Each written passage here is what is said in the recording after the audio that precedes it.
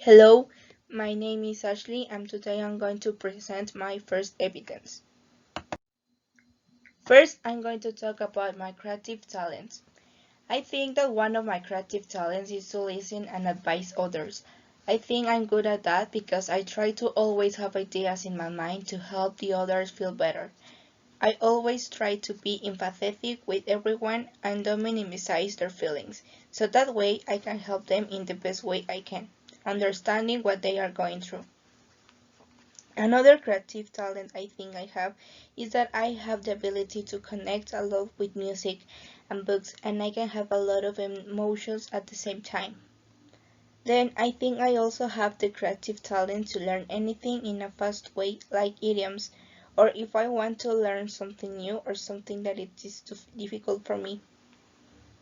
Creativity can help us to have new and unique ideas and to increase our mental flexibility, generate multiple alternatives, encourage the initiative, and having a nice attitude to succeed in many things we set out to do. I'm going to talk about a TED Talk that I have watched before.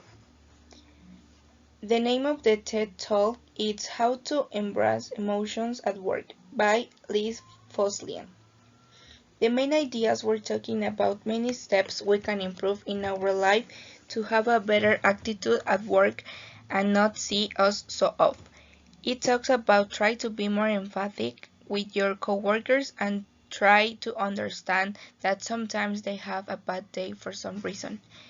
I think the purpose of this TED Talk was help the others to have a better quality of time on their jobs and facilitate coexistence and harmony so as not to have such heavy daily shifts.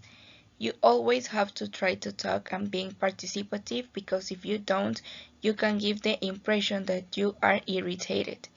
And try to be more positive and have the confidence with your coworkers to have a better ambient. Then I'm going to talk about emotional intelligence as a leadership component.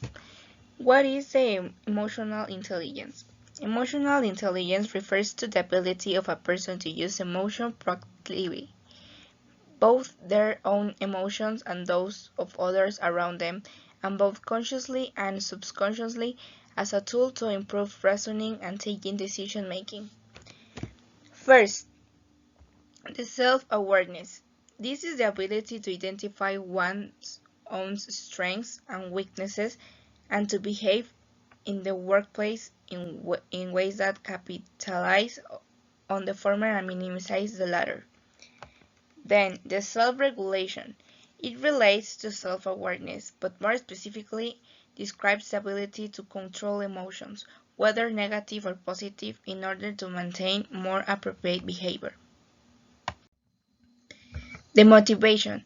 It's the principle of motivation represents the will to achieve enthusiasm, drive, ambition regardless of obstacles. And the empathy. It is the fourth pillar of emotional intelligence and it is perhaps the most prone to misinterpretation.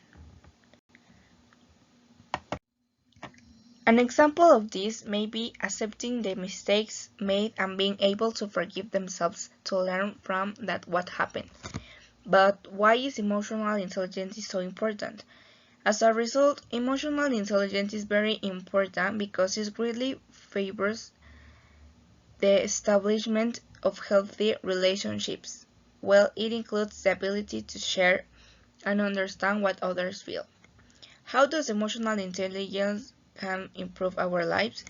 It improves our quality of life, interpersonal relationships, our self-perception, and even our job competence. It is also an approach that should be the most school curricular areas. There were educated, more competent, and happy. And here I can give you some tips to improve your intelligence. The first one is know yourself.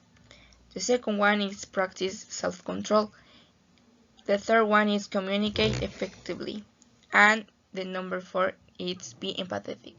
I think and I know that this should be so difficult for many people. at the beginning, but if you practice and if you improve it, I know that you can get it and you can have more emotional intelligence in the future. Well, this was one of the best topics I have ever talked about, so I hope that you like it. Thank you for your attention.